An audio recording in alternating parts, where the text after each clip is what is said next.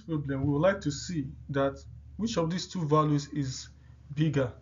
Here we have 1.01 to the power of 100 equals to 1 plus 0.01 to the power of 100. That is, this can be rewritten as 1 plus 1 over 100 to the power of 100. Now, I would like to say something here. If you have a to the power of 3, this is the same thing as saying a times a times a. Now, I would like to use the same approach in doing this. So this is the same thing as saying, if this is a, okay, we're going to have 1 over 100 multiplied by 1 plus 1 over 100. You can continue multiplying this, okay, up to 100 times. That is, this can be multiplied in 100 times. So using the same rule of this. Now, we have 1.01 to the power of 100 to be this. Now, let me call this my equation 1. I'm going to come back to equation 1. Also, looking at the right hand side, when you have 2 is the same thing as saying 200 over 100. 200 over 100 is equivalent to 2. Now, this can be broken down into this. If you have 101 over 100 multiplied by 102 over 101 multiplied by 103 over 102 multiplied by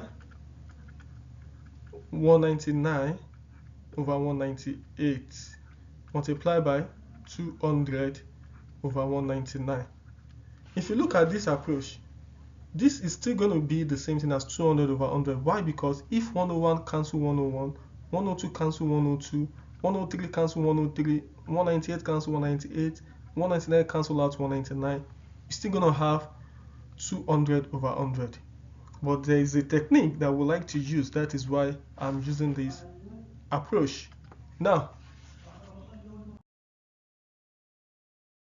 continuing with this, here, my 2 is the same thing as, recall that if you have 101 over 100, this is the same thing as saying 100 plus 1 over 100, which is the same thing as 100 over 100 plus 1 over 100, which is 1 plus 1 over 100. So this approach is going to be used. So now, looking at the previous expression here, I can write this as saying, recall the last expression I have in the previous slide. Let me write that.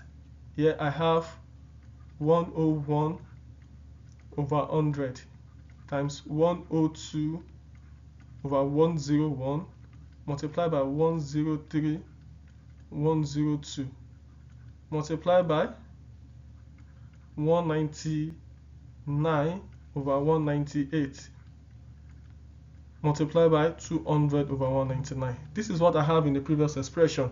So now, using this technique, I can rewrite this as saying 1 plus 1 over 100 plus 1 plus 1 over 101. This is the same approach I'm using. 1 plus 1 over 102. This can be continued. If you use the same thing for 199 over 198, you're going to have 1 plus 1 over 198. Here we have 1 plus 1 over 199. Now, if you look at this, this is what I have. I'm going to call this my equation 2. And recall, in the previous slide, that I have 1.01 to the power of 100 equals to 1 plus 1 over 100. 1 plus 1 over 100, 1 plus 1 over 100,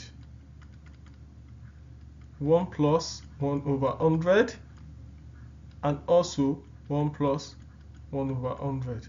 Recall, this was repeated 100 times. Now, having a good look at this can cancel out this, right? They are the same.